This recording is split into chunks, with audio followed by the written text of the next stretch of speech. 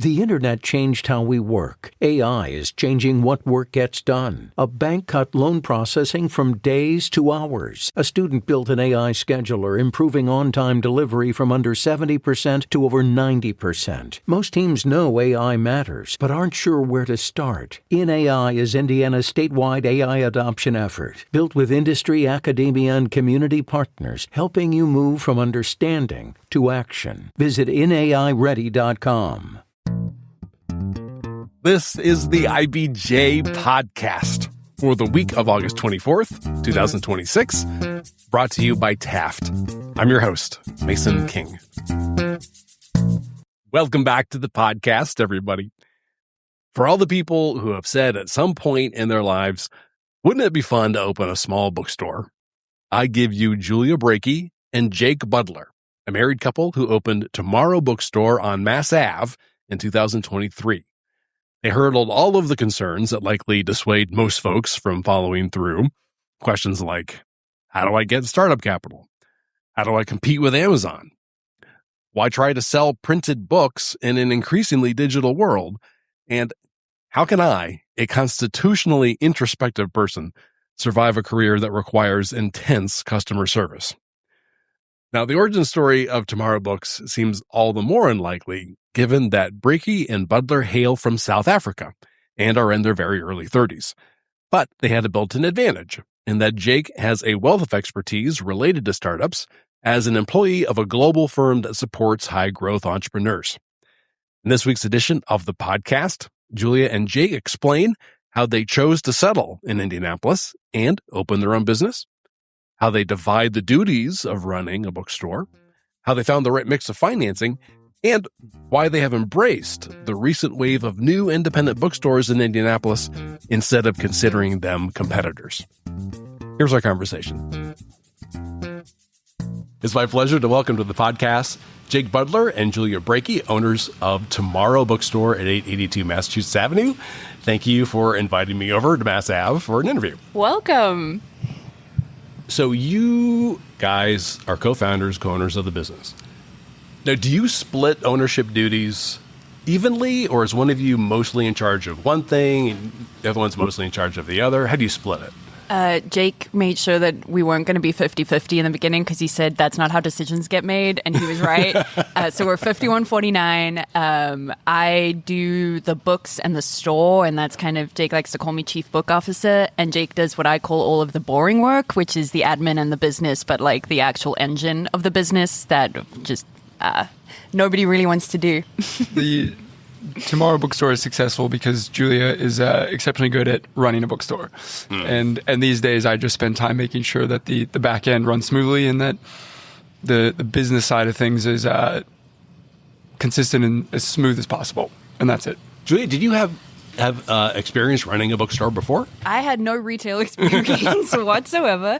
I just had got frustrated that no one was doing it, and the thing that like stopped me from getting kind of imposter syndrome about why me with no experience in the publishing industry was that no one else was doing it at the time, and I was like, well, if no one with experience wants to do it, then I might as well. Okay, now there were bookstores. I can assure you there were bookstores. There were, Indie Reads had just moved from downtown, so there were no independent bookstores in the downtown area at all, is what I mean when I refer to that. Okay. But they were, yes. And, you know, I'll add Julia's background and training is in filmmaking and then specifically editing, also spent time as a writer, which are all forms of storytelling.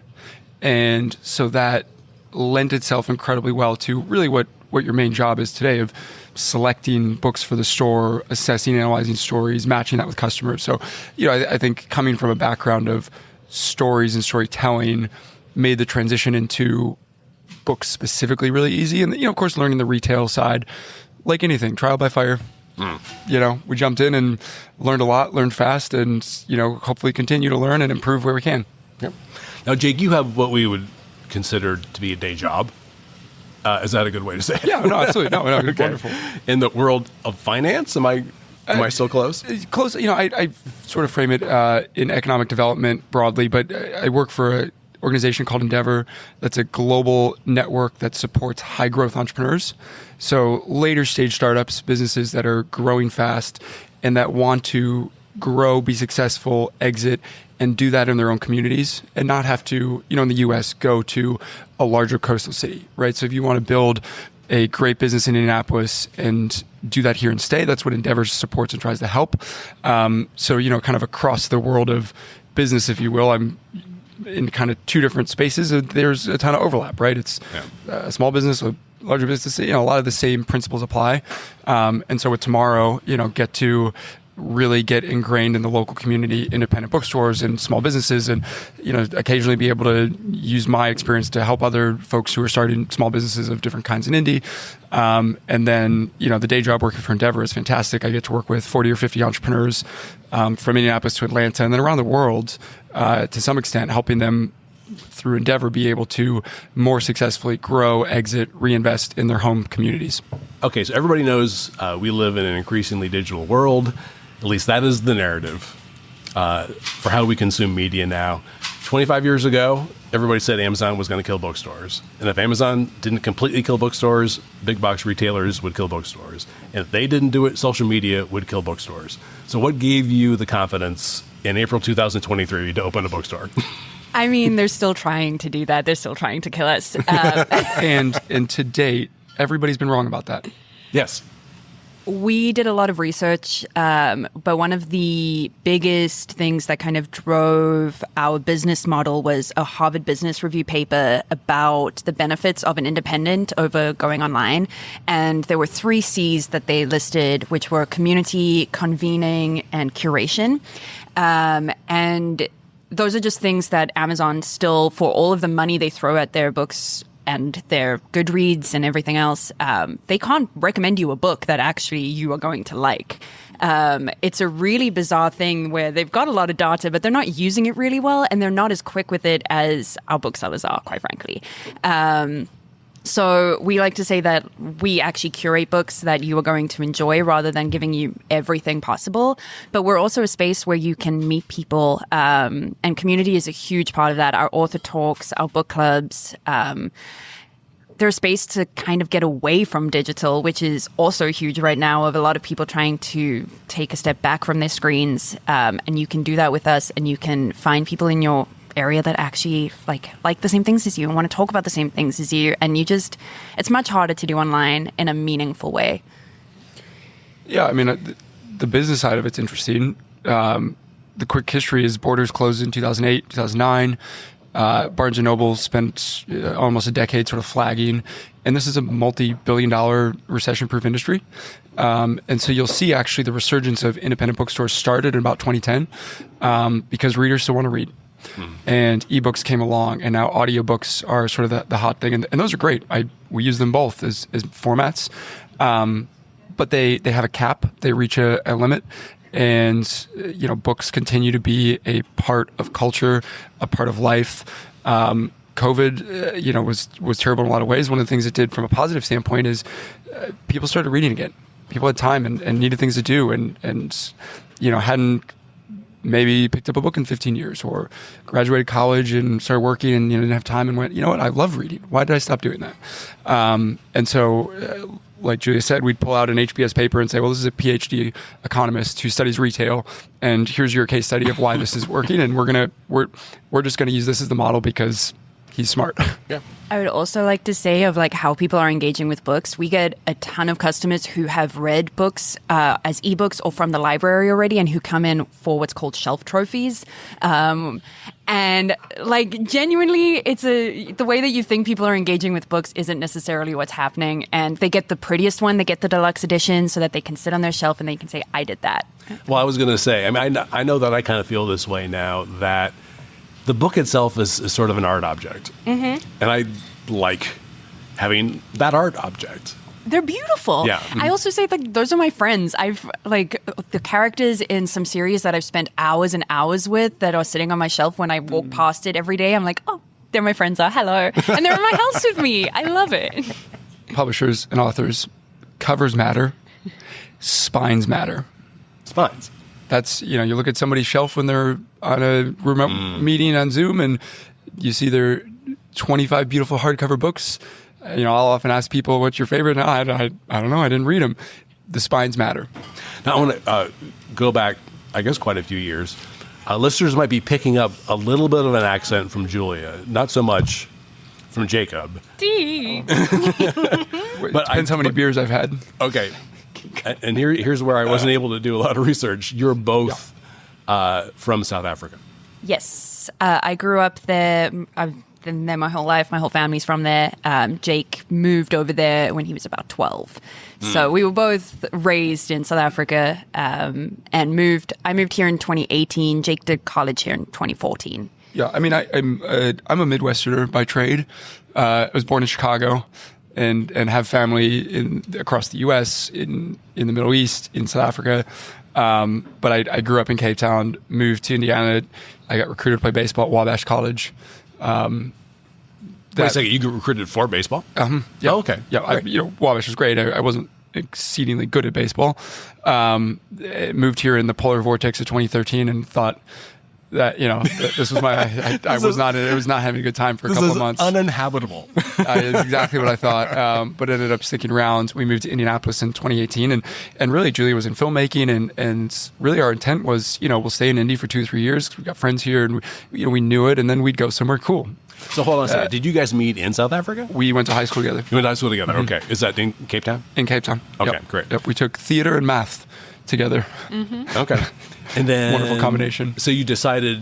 So you left in 2014 for Wabash. Mm-hmm. You came over, Julia, in 2018. Mm-hmm. So you also were doing long distance relationship, transcontinental long distance relationship for 4 years. Mm-hmm. 7 time zones. That's amazing. Yep. A lot of flights. Yeah. We also, because obviously South Africa is in the southern hemisphere, we would go in our summers, we would travel to the other's country and go spend the winter with them. So we had 4 years of no full length summer. It was tough, especially when I came over here and lived in Indiana for my winters. Yep. Julia would land in the U.S. just in time for a Mona and Bell game. And stay through January, and we'd flip flop. I'd go to Cape Town in the summer, and then we landed in Indy together in 2018. And the intent was just to be here a couple of years and find something that we thought was better and cooler. And fast forward, here we are. It's just been an incredible community. We've put down roots on purpose by accident. The bookstore's been a huge part of that, and it's just been a wonderful place to build our lives here. And it's suited us incredibly well. We've loved to see the upswing and the momentum, and hopefully be able to play a small role in that downtown on Mass Ave and beyond. So you've been with Endeavor pretty much since that point. Yeah, I actually worked originally with our office in Cape Town in about 2016. And through that, met the founding managing director, who's based out of Louisville, of the office I now work for. And Jackson, he called me one day in 2019, was like, I'm tired of driving up to Indy to help our entrepreneurs. Like, what's going on in Indy? Who are the cool entrepreneurs? Like, let's chat. And that was essentially my interview, and ended up joining the team and have grown the organization from Indy down through Nashville and Atlanta now. Today I run our portfolio. So we work with about 20 active companies in the portfolio, about 30 in our they're candidates trying to join Endeavor's network. And my job really at the end of the day is make sure they're all happy and supported and getting resources from Endeavor as a network. Okay.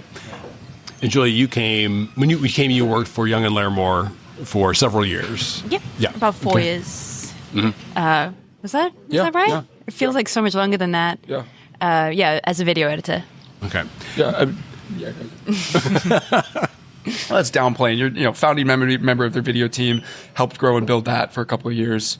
And see, the thing is, I own my own business. I don't need a resume anymore. Yeah. I don't need to up. That's fair. So I was trying to do the math backwards in my head from LinkedIn.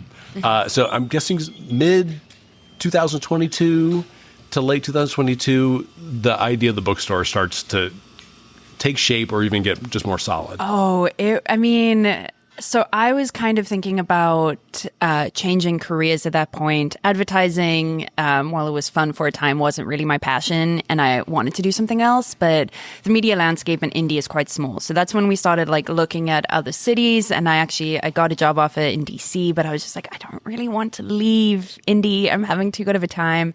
And we just walked into a bookstore in Chicago one day, and we were like, maybe we can do this. And it was kind of like a joke. And then Jake was like, Jake is the kind of person who, once he hears an idea, is like, no, okay, we're going to do it. Where most of us would just be like, that's funny, we'll move on. And so we started kind of tossing the idea around from August to about October is when we got serious. We were like, okay, if we want to do this, let's do it. And we spoke to our now landlord, to see Tom Batista, who is amazing. Shout out the Batistas. Oh, yeah. Tom is the landlord over here? Mm-hmm. Yeah. Tom's been on the podcast a couple of times. He's just a wonderful person and really cares about the city and investing in the city. And when he heard that we were opening a bookstore, he was super stoked. And he had the space that we're in now available. And he was like, can you come in by February? And we were like, no, because it was October at that point. And we had no real solid anything. But yeah, it was, I think we soft opened in March and opened in April because we're not turning down a space on Mass Ave with the Batistas as landlords. It's just, we're not going to do any better than that. And I still stand by that. We got really, really lucky with him. Did you have a strong sense early on that you wanted to focus or make international authors one of your main focuses?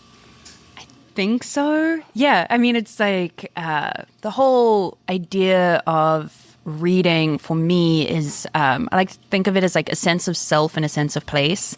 I've always just loved geography in general and loved learning about other places. But the thing that books give you and the thing about knowing about the rest of the world gives you is a better understanding of your own context. And I say this all the time, you don't really know who you are in the world until you know what other people are doing. And you're like, oh, I'm doing this in relation to that person doing that. And I think it's the same with history and understanding your own background. So that's what books have always given me. And I wanted to share that, especially given the context of being a South African in the Midwest, where sometimes I feel like Midwesterners forget that there's a whole world around them. And Americans in general, all of the sports is domestic, and all of the major rivalries are just of the neighboring states. And you don't get that in South Africa. Our rivalries are with New Zealand. And so there's this idea that you exist in a world outside of your own country in South Africa that doesn't really happen here. And so that's, I thought books would be a great way to bridge that gap.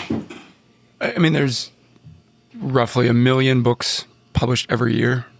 We hold 4,000, 4,500 if Julia goes on a spending spree. Which I do. Yes. And that goes back to that curation part, which is an incredibly important part to every bookstore.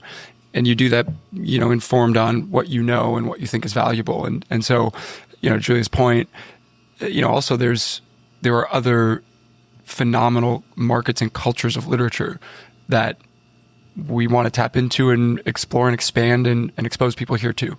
It makes sense for what our mission is and what we want to do. And it makes sense, from a business standpoint. People walk in, almost every time and go, oh, wow, I just discovered a book from another place that I never knew existed. And on the other hand, someone from Mexico walks in and is like, I just want a book from my hometown. I never expected to find a book from my hometown in Indianapolis. And it's like, hell yeah, you did. And that makes me really excited too, because you allow immigrants to feel seen in a space where they're often the outsider. And in our store, they don't have to be. I was wondering if you wouldn't become a third place for people who are from outside of Indianapolis or outside the United States, so you can develop kind of an international community within the bookstore. Mm-hmm. And just people who are interested in, I host a book club where we just pick a country and you can read any book from that country. And so we come in and we just tell people what we read, and we say spoilers for the books because we're never going to read these books, and then we kind of piece together the themes that are coming out of that country. And it's all of those people are American, but they're also really well traveled, and some of them were in the Peace Corps. It's just a fun group that cares about what's going on in the rest of the world. Yeah, that's brilliant. It's fun. Yeah, but I think one of the things we do, we have a small space. It's a small bookstore. and we try to partner just broadly with other organizations, nonprofits, groups, communities around Indy. We really do put an effort to partner with, support, work with a whole variety of organizations. The Immigrant Welcome Center, we've worked with a couple of times. Indy Pride, we run their book club, things like that. Julia runs her book club that's focused on countries around the world.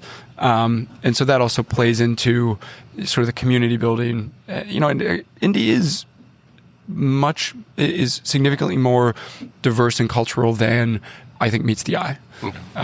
And being able to just show people and connect people across the city and do that is a fun part of the job. There's so many French people who come into the store, and I don't know if they're French Canadian or French, but I don't know what's happening there. I don't know who's bringing the French people over. If someone knows, please contact me. What are they doing here? What's happening? And welcome. Yes, absolutely welcome, but I'm confused. Okay, let's take a quick break to hear from our sponsor. This is the IBJ Podcast. Taft, today's modern law firm. At Taft, we cultivate a highly respectful, transparent workplace that fosters creativity, teamwork, inclusion, and diversity. We couple our culture with a client-first approach, rewarding lawyers who understand their clients' goals and work to deliver success. Taft, the modern law firm. To learn more, visit taftlaw.com. Building a home or looking to upgrade what you already have? That's where Indie Grills comes in. From fireplaces, outdoor kitchens, to entire custom patios, we bring everything together to create spaces designed for how you actually live. We work directly with homeowners and partner with custom home builders to get it right from the very start. Are you looking for inspiration? Our massive showroom on the Zionsville-Lebanon border was built to help you see what's possible. So when you're ready to elevate your space, head to indiegrills.com and connect with our team. All right, we're back with this week's episode of the IBJ Podcast. In my interview with Julia Breakey and Jake Budler about the calculated risk of opening a small independent bookstore on Mass Ave and finding a huge community of like-minded people. So, Jacob, with your experience with startups, I mean, you didn't need to Google what's a business plan when you guys were getting ready to go. I mean, I assume that your expertise was able to help you get open fast. The first thing I did was I Googled business plan templates because I didn't want to make Yes, absolutely. Although I did go and look at a few and find one, so I had a starting place. But yes, it certainly made it easier, and I've spoken to several people that want to start a small business or a bookstore and things like that. And we're open. I'll bring up our business plan, and I've shared that with other folks. And we went from a sort of a one-page, just kind of high-level document. We built out a larger business plan. We built out financial projections. We had a pitch deck. For a small business, we overkilled it a little bit, but it's important. And I've advised some folks and said, you know what, you don't know what gross margin is? Let's think about this. Let's talk about your business model. And, with small businesses too, it's really intertwined with personal finances, and so how much money do you need to make? And what do you want your life to look like? Those are good starting places for a small business in particular. And then, of course, understanding cash flow is important. Yeah. And just a high-level business, you got to be able to do it. You had a relatively unusual way for helping gather startup costs. Yeah, I mean, in a way, I wish it wasn't as unusual, and I think it's growing. But we had some money ourselves that we invested in. We had some friends and family that invested a little bit in the business, and then we used a crowdfunding platform called Mainvest, where we raised $30,000 from 65 investors, and that was from as small as $100. People could invest in the business. And it was friends of ours, it was people we knew, and it was people who across the country were like, oh, I just want to support a bookstore. And so that was really pivotal for us to be able to access that money. And we automatically had 65 people who were, in the true sense of the word, invested in the business and our success. And I know a lot of folks did that because they wanted to see a bookstore, they wanted to support, they just wanted to be involved. That was awesome. But on the finance side, Julia just did an awesome job opening the store, getting it off the ground running. And part of that was we repaid investors, and they actually made money on it, which I was like, that's, this is a small business, but I'm really glad that the business is successful enough on that side that our investors can see some return there, as well as be actually invested in helping us be successful. And you have to educate me on this a little bit, but the way that the agreement worked is that you would pay back the investors a certain amount of your revenue, not necessarily profit, but revenue, as you had sales. 100%. Yep. So revenue-based financing. Exactly right. What you essentially do is wonderful Excel model, you kind of figure out your projections, your business model, assign a percentage of revenue that's going to be paid back to investors, and then you assign a multiple on their investment. So we were paying people back. We committed to pay them 1.5 times their original investment. And we do that, as a percentage of revenue every quarter paid out. It took us about 18 months to repay that. So I did the math at one point. It was like an 18% IRR. Like, that's cool. Nobody really so if I gave that, but it was great. If I gave you $100, 18 months later, I had 150. Exactly. That's amazing. Yep. Wow, that's super interesting. Yep. What do you think the total startup costs were? We didn't have enough money. Yeah, we did. We did it with about $75,000. Okay. Yeah, which is not a small amount of money, but is achievable in a way to start a business. And there's other groups, banks, obviously at some point, but I'm going to blank on the word. You go ahead. I'm going to go ahead. We also had a lot of help in figuring out what that number needed to be. We spoke to the Silver in the City owner, Kristen Cohn, who kind of talked us out of doing a huge build, which we didn't have the money to do anyway, but she's like, get what you can for those shelves in the beginning, like do that later, which just super helpful to have someone in the retail space who's been doing it successfully for so long. But the book industry also has the American Booksellers Association, which is a super helpful resource when you're opening. And we actually had a meeting with the CFO of the organization who looked at our numbers and was like, you need more books. Like, you do not have enough money for inventory. And I was like, thank you. Because he's like, the first customer to walk into your store is going to think they don't have that many books, and they're going to walk out and they're not going to come back for a long time. And he was right. And so we upped that number. But we had a lot of people helping guide how much we needed and where we were going to spend it. How many books did you need to have to open? Or did you decide you needed to have? We had about 3,000, units. We had about 3,000 units. Now we're at probably about 4,500. Is a unit a book? Yes. Sorry. And Okay. as opposed to titles, which would Right. Yeah. Right. It, just a really fun story and sort of demonstrates the community as well. Tom and then his son Ed Batista, who are our landlords. Tom called one day and he said, "Hey, I've got a bunch of bookcases. Do you want them?" And he said, these were the original wood bookcases that were intended to go in the first Amelia's in Fletcher Square and Fountain Square. He said, they've been sitting in storage, and do you want them? And, we said that would be amazing. That saved us a couple $1,000s. However, Tom drops them off, and they're beautiful, gorgeous, come to the store, see these wonderful, large wooden bookcases. There weren't any shelves. I said, Tom, where's the shelves? He said, I don't know. You guys can figure it out. That literally was one of my questions. I was like, where do you get the bookcases? Is there like a bookstore supply store in Indianapolis? It was going to be IKEA, that's what we would have started with. A lot of bookstores start that way. And we actually had a friend who's a wonderful hobbyist woodworker who made shelves and some other tables for us, that was great. And so you come into our store and a little bit of indie small business lore is those bookshelves were intended to go into the first Amelia's, almost 15 years ago now. I would love to shout out Audrey's in Midland as two places we went to a lot to thrift furniture, and also to our neighbors on the block who left out the perfectly sized round table that we still have, that I saw when I was walking my dog and nearly cried because it was the right size. My dog was very confused, but shout out those neighbors. What kind of promotion did you do prior to opening? How important is that? Honestly, more important than I even realized. One, with just the speed that we opened with. We opened at a really good time, which is kind of mid-spring. May is one of the busier months in Indy, as we're probably all familiar with. What? And it's Mother's Day, it's graduations. People are emerging, from a deep winter slumber in April and May. And a big part of our opening marketing was news. TV print articles, and we've actually developed great relationships with media and journalists across the city in the last couple of years, and that was hugely important.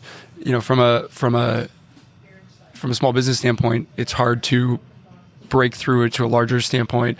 There's all kinds of social media, and you've only got time to do so much, right? We focus on Instagram. That's our main platform.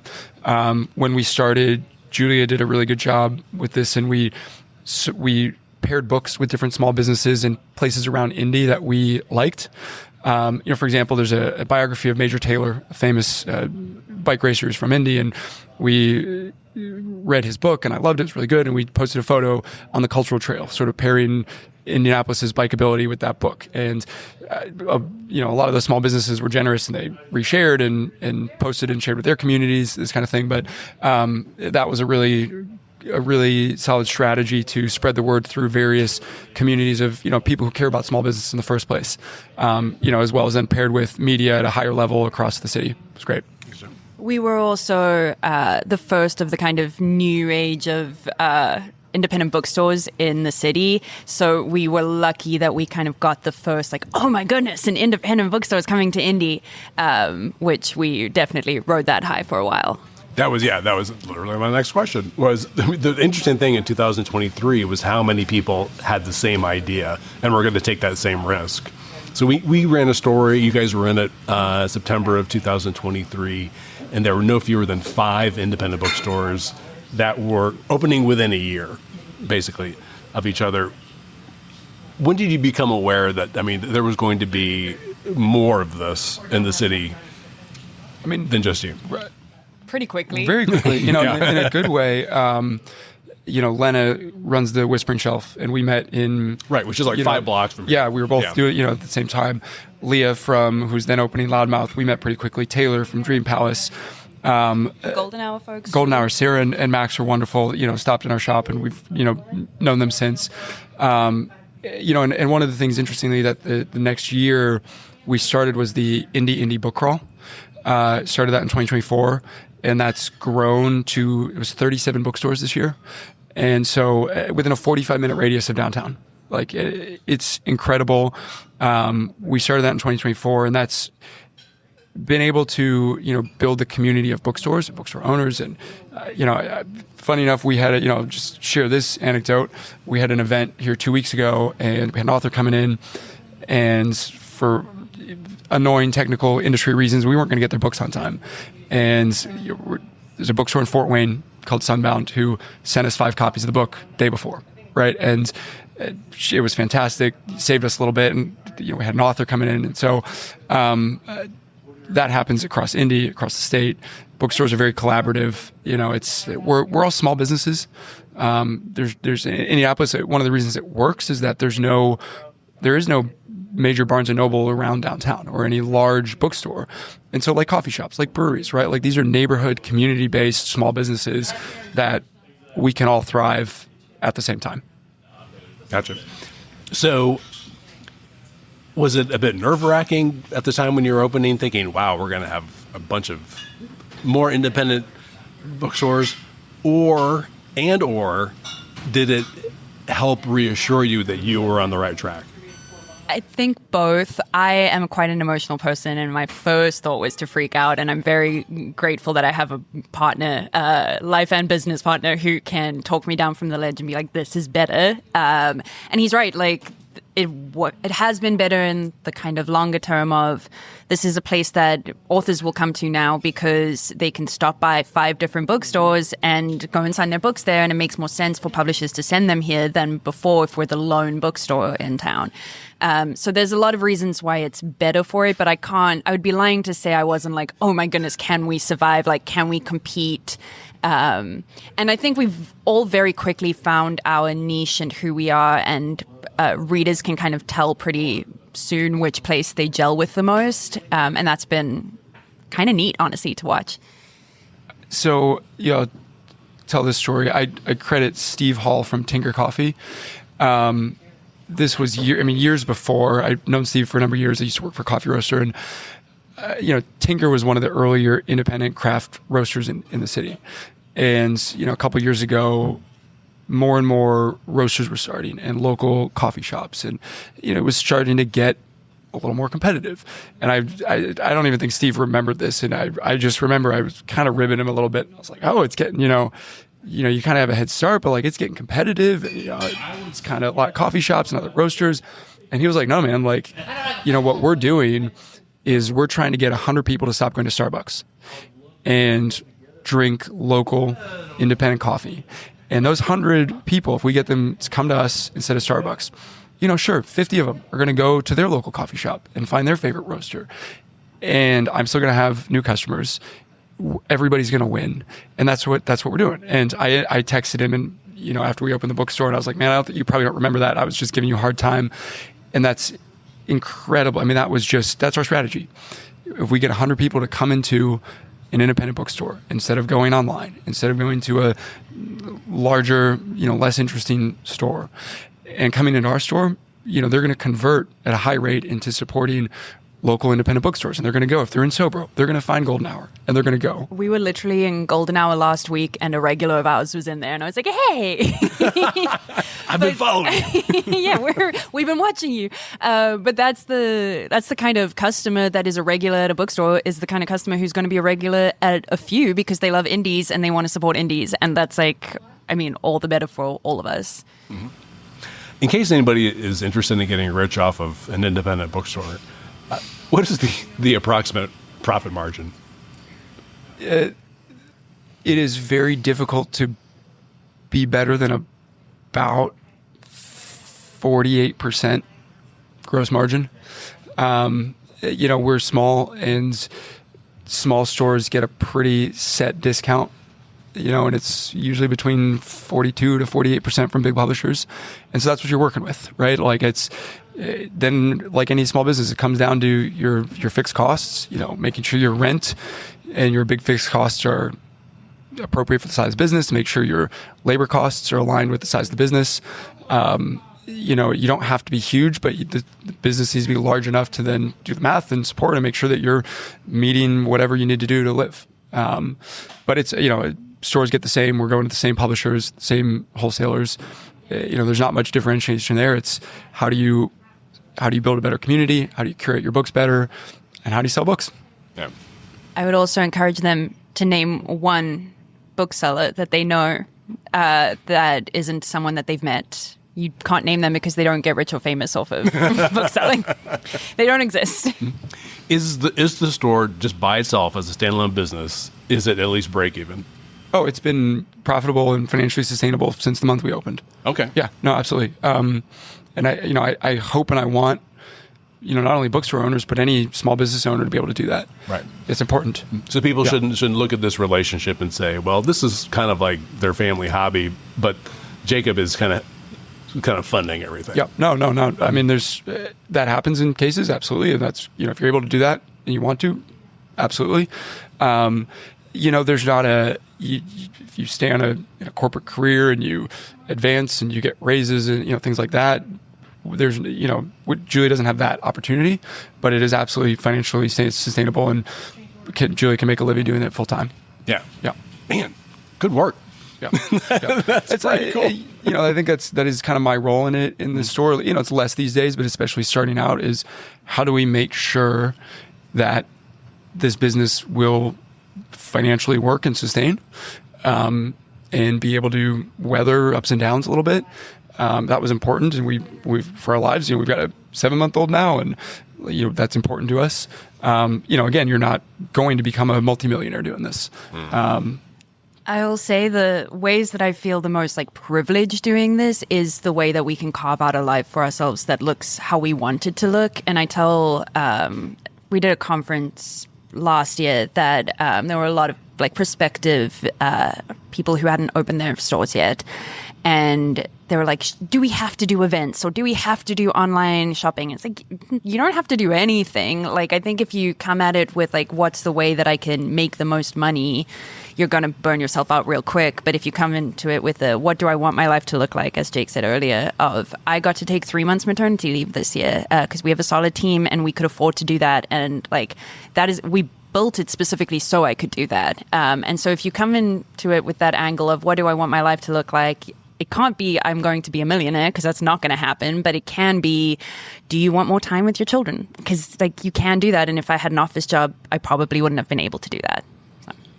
You're not gonna have corporate benefits, but you're not gonna have to sit through a quarterly KPI review with a manager you don't like. Well, in your first trimester, don't have to do it. So how many employees do you have? I'm assuming these are mostly part-time people. All part-time. I'm the only full-time employee. We have 5. Yeah. Four. And Libby now. Yeah, 5. Okay. 5 part-time. Is there something about running a bookstore that you found surprisingly difficult? Like you were like, oh, I didn't see that coming. I talk about like just being in retail in general of most people who open bookstores are kind of introverts and not super social, and you're in retail, your job is to talk to people all day, every day. And you don't get a say in when those people come in. So there might be periods on a slow Wednesday, like when no one's coming in for about an hour and you get time to relax. But some days people are just going to come in and want to talk to you all the time, and you just have to do it, and you have to do it with a smile on your face, which I find really amusing because book people are really similar, and we like none of us really are the most chatty. I'd say I'm one of the more chatty people. Even I am like, guys, please stop coming in today. I'm tired. I'd like to caveat: no need to stop coming in. And I'd add the publishing and book distribution business, it feels like it was created in 1790. The software was built in 1980, and none of them have changed. And that can be frustrating. So if I speak to the large powers that be in book distribution and publishing, we should invest slightly more in better systems. Now I can go on your website and I can buy books on the website. Is that a fairly easy thing just to like plug into your website? The e-commerce side of it? Yeah, there's a couple of yes and no. There's a couple of solutions. Bookshop.org is a wonderful tech company that operates like a third-party website dropshipper for bookstores. And most bookstores start with that because you really don't have to do anything except sign up. They take a cut, and you still make a pretty significant margin on any book sales. And then the American Booksellers Association has created a sort of a plug-and-play website called Indie Commerce for bookstores. Because again, we've only got 4,000 books in store, and there's a ton out there, and you might want to buy something that we don't have in the store. And so you're able to do that on our website and get it sent to the store, get it sent to your home, and we don't have to actually physically carry all that inventory. Mm-hmm. So, I think that, again, there's progress to be made on the tech side, but those are some pretty good solutions for e-commerce. Do you feel pressure to carry a lot of whatever the latest hot book is? Or is this you are not the kind of bookstore that does that? It's fascinating which commercial books do well at our store and which don't. In the beginning, I kind of chose a whole bunch of bestsellers versus niche kind of small press books and to see what do people here even want to read, because you're opening and you're like, I don't know who's here. I know what I want to read. And one of the things that really surprised me are like on New York Times bestseller lists are always the big thriller names, C.J. Box, James Patterson, and then the latest celebrity memoir. Neither of those categories sell well at our store at all. I carried some of them. Celebrity memoirs, I cannot move. I maybe sell one of like one a year. It's really seldom. So it's been really fascinating. Like there are definitely hot topics. Like romantasy is just a big genre right now, and it's having its moment, and we love selling those books. I love reading them personally. And they might lean more commercial than what like an indie reader necessarily expects. But I love to sell those, and those do well. But then other sides of the coin, I'm like, I don't know why no one wants to pick up this airplane thriller book. And maybe I get like one question from one guy every summer who's like, where's the James Patterson? And I'm like, I'm sorry. I'm not stocking him just for you.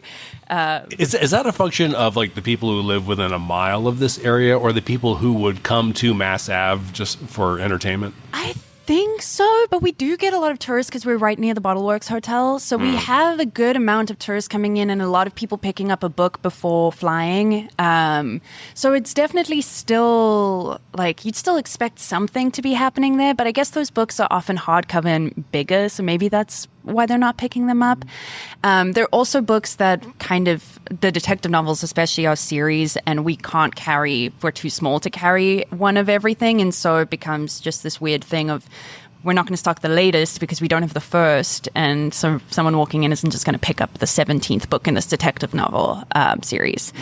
So I've been trying to figure that one out, but honestly, I was pretty stoked. I was like, oh, I can get weirder, niche books now because you guys don't want to read the celebrity memoir? Like, absolutely. We were talking, about especially the horror genre. I mean, we're seeing that in other places in culture as well, but there are many different subgenres of horror that you guys specialize in. Absolutely. We have so many horror books written by women. We actually had someone come in once and be like, do you have any books, like horror books written by women? I'm trying to get a gift and for my sister. And I was like, just look at the horror shelf. Like, that's pretty much all it is. We'd also just had our first Women in Horror event last year. And we had a bunch signed as well. And I was like, we've got you, girl. Like, you're sorted. It's super fun. There's a lot of queer horror too. I think the horror genre is having a moment with women, especially because, I mean, a lot of body horror and gore really lends itself to the female experience. And there's just more, especially someone who was just pregnant, I can attest to it. But there is a space for that that our community especially are really buying into at the moment. Yep. So you've been at it for 3 years, a little more than 3 years? 3.5. Okay. So you're talking about how you have the ability to to control your life, or to control what you want out of your experience. What do you want the bookstore to be, let's say, in 2030? In some ways, exactly what it is today.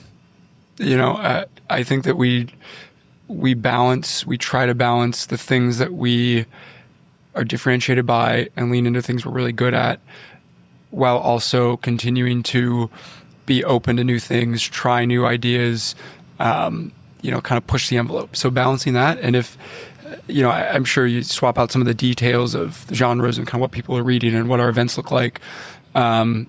But we want to continue doing the things that work. And, in a lot of ways, the community is incredibly strong. Julia and the team curating the store, continuing to run it at a very, very high, talented level. If we're doing that in 2030 still, that'd be wonderful. I'll add to that we are building our events kind of reputation, and I would love to be a place where authors want to come to our store, especially for something like our Women in Horror program, where it's like, if you're a woman and you've got a horror book coming out, you want to be at our event that year. That would just be really, I think we can do that too. I think that's something we'd love to be known for. And our events in general, we want to be a place where people want to come. So do you have your events at different venues? Because it's not a big bookstore. No. So all of our tables and stuff are on wheels. So we can seat 35 people in there. So if we think it's an event that's got a smaller audience, we'll do it in store just fine. For bigger events, we use Indie Fringe, Indiana Humanities, The Prop, Indiana Landmarks for our biggest events. We definitely need to move out just by necessity. Right on. Well, this has been brilliant. I wish you guys just the best of luck. And thank you for filling me in. What a pleasure. Thank you very much. Yeah, I really appreciate it. My thanks again to Julia Breakey and Jake Budler. And folks, before you get on with the rest of your week, there are several stories in this week's issue of IBJ I want to draw to your attention. First up, the flooding of the White River and its tributaries last weekend tested records set more than a century ago. But experts say the collective response from mayors and department heads across Hamilton County stood out for the degree of coordination and collaboration. This week's IBJ has a broad collection of stories on the impact of the flooding and how area officials responded. Also in this week's issue, Dave Lindquist has compiled an exhaustive arts and entertainment guide for this fall, including his picks for the can't-miss events. And again, you can find these stories and features in the latest print edition of IBJ, or of course online at ibj.com. I will say it's quite a bit easier to access all the latest business news and all of IBJ's data on Central Indiana's business community and economy if you're a subscriber. We're running a promotion right now that gives you complete access for $1 per week for 3 months, just to get a sense of how valuable and original our content is. Just go to ibj.com and click on the subscribe button. And thanks again for making time this week for the IBJ podcast. I'm Mason King. Hang in there, everybody. We'll be back again next week.